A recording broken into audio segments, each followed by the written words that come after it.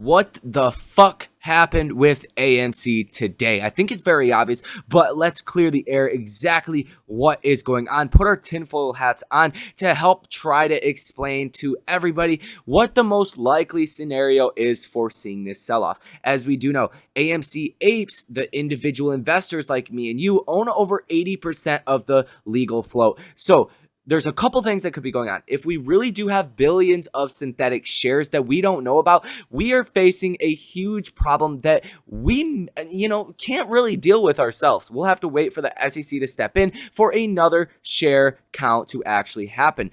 But besides that, the information that we do know is that big guys like Citadel, Virtu, there's a couple that have very large short positions on AMC that could be manipulating the system. And what I mean by that is Citadel, they are a market maker, a hedge fund, and they do have a dark pool. So somebody like Citadel, let's say with their hedge fund, they are shorting stock into the markets every single day, but they are also being the market maker by taking the back end of these calls, and by being the hedge fund by shorting the stock into the open markets, creating all of this selling power. They short the stock, they make money because they are forcing it to go down. They're also making money on these calls expiring worthless that we see every single week. But at the same time as that, they are also the ones that are routing the orders to the dark pools and confirming these orders. They are also a broker, or a market maker, I should say, that has the ability to route these orders, and they route 47% of all retail trading volume. So that is the most likely situation why AMC is actually selling off every single week. And today was our biggest chance to actually see a gamma squeeze for a very long time. As you guys can see, out of the money calls did close today at 325,000. In the money calls did close at about 54,000. But just yesterday, we were seeing about 130,000 calls that were in the money. We have seen this dramatically decrease today. Still, 54,000 is a decent amount, but nothing relative to what we were setting up to see. And there is no reason that we shouldn't have seen millions and millions of shares be bought into the open markets. But on the flip side of this, if apes are selling out of their shares, which I think is a very unlikely situation, then that would also cause the share price to go down. And let me know down below in the comment section if you guys are selling out of your stock. I've seen a couple bearish comments over the past couple of weeks. You see hundreds of bullish comments, and I don't think people would just be faking bullishness for a stock. I think if people were bearish on the stock, they would let other people know, just like they do with any other stock they are bearish or bullish on. So I think the only logical explanation here is the manipulation that is happening with the stock. We are also seeing some very interesting information being reported to Ortex. And what I mean by this is the share utilization has went down over the past 7 days from 91.44% now down to 88.13%. But we have also seen today the share utilization has went up about 2% since yesterday. But you're not seeing the free flow on loan going up at all.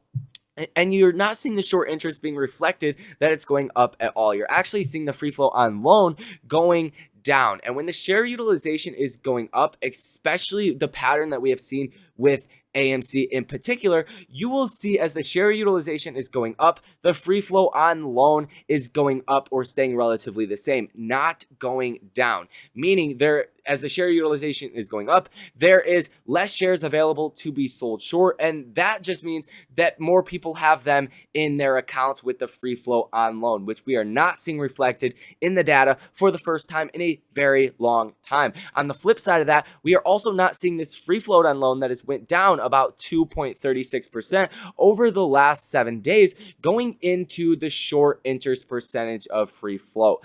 And why I say this is all weird is because AMC has been climbing in price. I don't think shorts are looking to either get out of their positions at this current price, but I think they would be willing to continue to short the stock, which is what the price action would tell us is happening if we're going down almost 5% today alone and going down a couple percentage points yesterday, that there is a decent level of shorting going on, but we are not seeing that reflected in the Ortex data. Now, obviously, I do know it will be at least Tuesday by the time we actually do see the short numbers, that obviously the estimated short numbers be reported to Ortex as far as how many shares were estimated to be sold short today. But I don't know what to make about the situation. It looks to be very fraudulent, and I don't want to blame Ortex for this. It's obviously not their fault. T+2 settlement time, and the fact they only get 85% of the exchange reported information, I think it also is possible that Citadel is really using their dark pool to their advantage. And I haven't checked this out, but let's refresh the page on Stocko Tracker and let's see if we do have that dark pool percentage. And for yesterday, yep, that is correct. We do have 65% for the dark pool percentage. And as you guys can see, this is the highest number since September 2nd. So in the past about 14 trading days, we have not been higher than where we were as far as yesterday. So I do think that is what is going on. Really be watching for next week's Ortex data to signify that the short interest is going up. If they say the short interest is going down, then you are really looking at some serious manipulation that is going on with AMC stock. But what I want you guys to really know is this is a time game. This is a patience game. We are still in this bullish rally until AMC either obviously does confirm this bullish rally yet again by going over its previous high at about $52.79. But if we do break under $42.50, that would definitely not be a good thing. If we break under 40, then the bullish rally is definitely all but evaporated. But I don't think that is going to be the case anyways. But just watch for this Ortex data to reflect the shorting that we are obviously seeing over the past 2 days. Also, something that is very important that all apes need to be made aware about is to watch the S&P 500 and the 50-day moving average. Ever since November 4th of 2020, almost 1 year ago, we have not seen a 5% drop in the S&P 500. So we are obviously, pull out the charts, we are obviously very overdue to see some level of crash or a correction.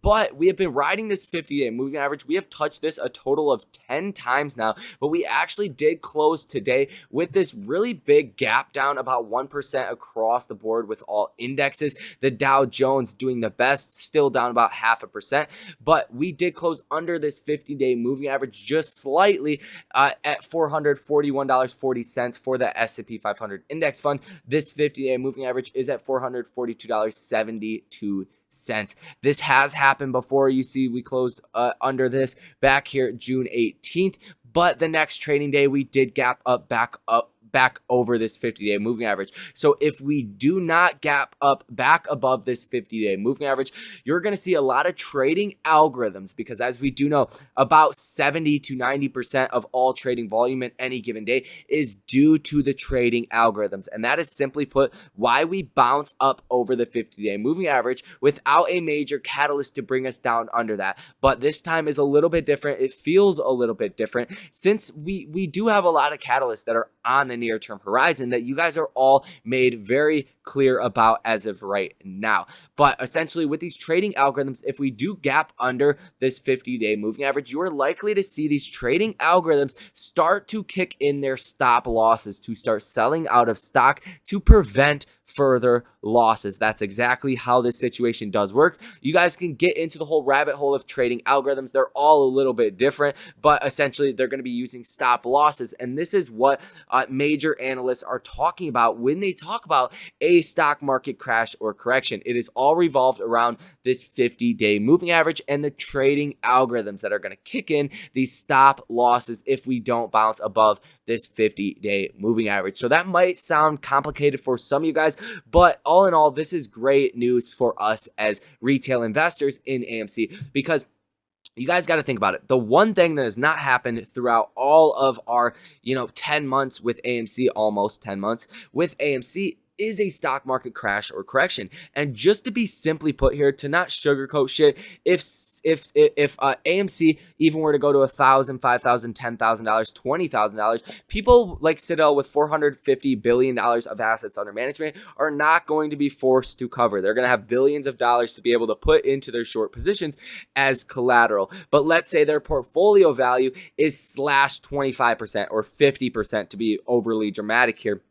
they will not have as much money to put into their short positions. And at that time, you're still like a stair step, right? You're going to see the smaller hedge funds start to cover first to really drive up that share price. And then you're going to see the big guys towards the bottom of the market, like we did see with the Volkswagen short squeeze, that are essentially forced to cover because they're seeing all their liquidity start to dry up by losing on their short positions and also losing on their long positions. So that is really what you guys need to know. Let me know your guys' opinions when you think this crash or correction will happen. It's not a matter of if it's going to happen, but more when it's going to happen. Obviously, looking at the broad chart, markets cannot go up this aggressively, this fast for so long. So let me know when your time frame is. I would love to hear from you guys, and really it's a self-fulfilling prophecy when it does come down to it. So that is basically all for this video. I do just want to shout out this fundraiser for Madison. If you guys are unaware, she was in a car accident. Toxicology report came back.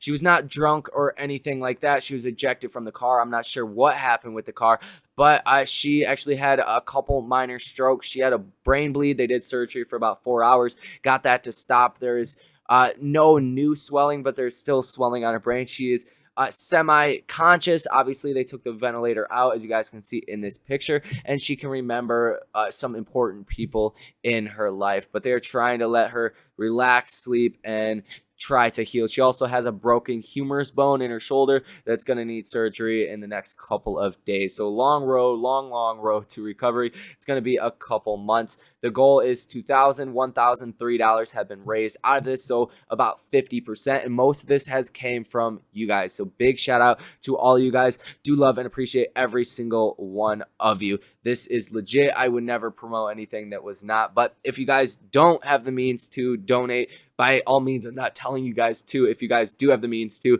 then feel free to if you do want to, but just say a prayer.